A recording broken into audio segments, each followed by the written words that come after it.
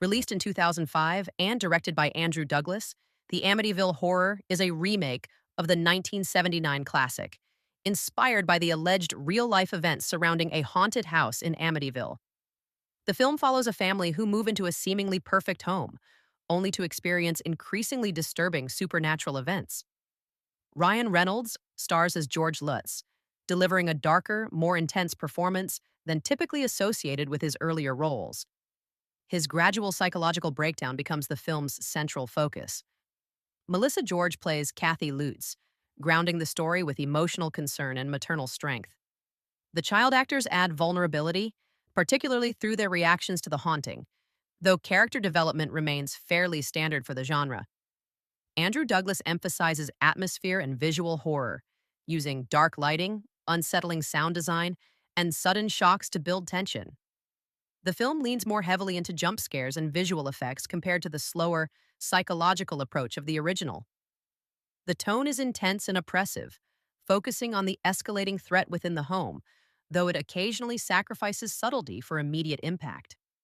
The story tracks the Lutz family's descent into fear as the house's supernatural forces begin to influence George's behavior. Strengths include its pacing, which steadily builds tension, and Ryan Reynolds' performance, which adds a psychological layer to the horror. However, the narrative relies on familiar haunted house tropes, and the film offers little new to the genre. The backstory, while intriguing, is not explored in enough depth to fully enrich the plot.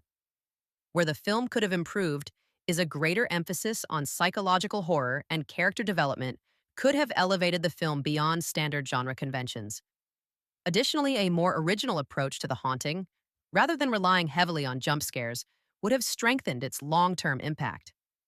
The Amityville Horror 2005 received mixed to negative reviews from critics, who pointed to its reliance on cliches and lack of originality. However, it performed well at the box office and introduced the story to a new generation of horror fans. While not considered a standout in the genre, it remains a notable remake due to its performances and visual style. Film rating 6.5 out of 10. A competently made horror remake with strong performances, though limited by familiar tropes and lack of originality. Final thoughts. The Amityville Horror 2005 delivers effective scares and a solid central performance, but it doesn't quite escape the shadow of its predecessor. Like and subscribe, because sometimes the scariest place is the one you call home. You want me, baby, let me know all in this. You want